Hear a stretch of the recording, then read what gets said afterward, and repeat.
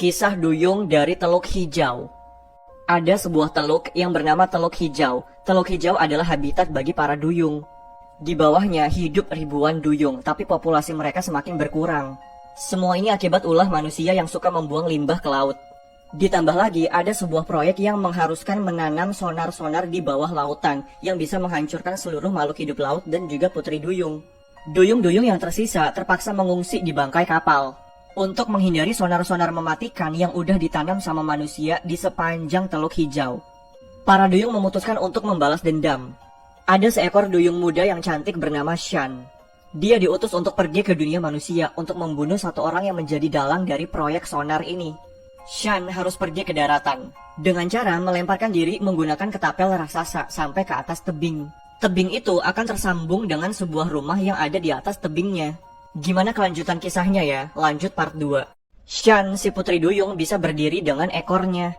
Supaya nggak ketahuan manusia, Shan harus menutupi ekornya dari atas sampai bawah. Tapi bagian kedua sirip ujungnya harus dimasukin ke sepatu. Setelah itu, Shan baru bisa berjalan di daratan walaupun jalannya agak aneh. Dia harus menjalankan misinya untuk menghabisi seseorang bernama Liu. Liu adalah pengusaha yang mendanai proyek sonar yang udah membasmi banyak duyung. Shan akhirnya bertemu dengan Liu di sebuah pesta dan berhasil mendapatkan nomor handphone Liu. Singkat cerita, sejak saat itu mereka berdua jadi sering ketemu dan menghabiskan waktu bersama. Suatu hari, Shan diajak sama Liu untuk dinner.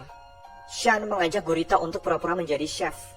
Ketika proses memasak, si gurita malah memasak tentakelnya sendiri. Tapi akhirnya dia nggak kuat dan rencana utama untuk menghabisi Liu pun gagal.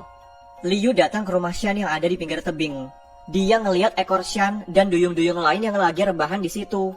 Gimana ya kelanjutan kisahnya? Lanjut part 3. Liu diculik ke tempat pengungsian duyung, yaitu di bangkai kapal. Liu diadili dan akan dijatuhi hukuman. Liu minta ampun dan minta maaf. Dia tuh nggak tahu kalau ternyata proyek yang dijalankannya itu mematikan banyak sekali duyung di bawah Teluk Hijau. Gurita nggak mau tahu, pokoknya Liu harus dihukum. Gurita menjerat Liu dengan tentakelnya. Tapi tentakelnya dipotong oleh duyung Shan. Shan meminta Liu untuk cepat-cepat kabur.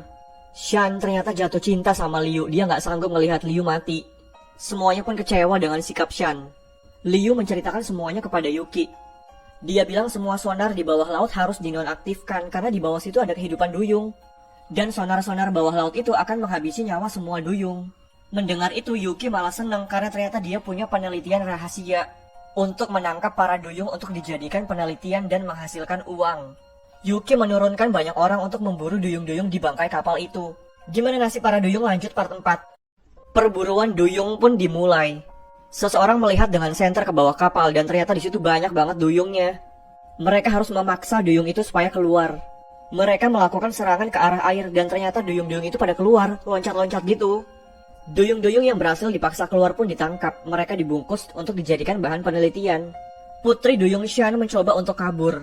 Dia dikejar dan terus diserang. Dia terus mencari akal gimana caranya supaya keluar dari tempat ini.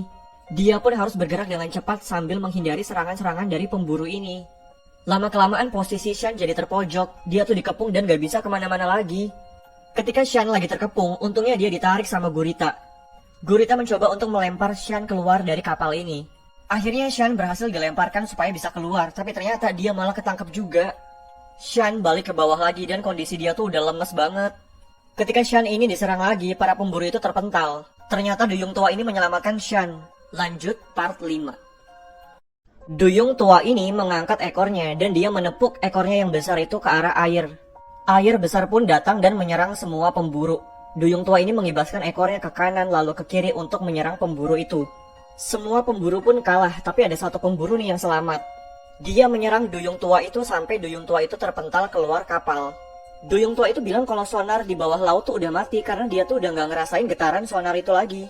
Dan para duyung udah bisa bebas berenang ke lautan tanpa takut ada getaran dari sonar lagi. Mereka semua pun cepet-cepet kabur ke lautan termasuk Shan, tapi Shan tetap aja dikejar. Shan berhasil ditangkap dan dibawa ke daratan. Yuki bilang kalau Shan harus dihabisi sekarang juga. Liu mendadak datang dari langit dan menyuruh semuanya berhenti menyakiti Shan. Liu mengembalikan Shan ke laut. Waktu pun telah berlalu.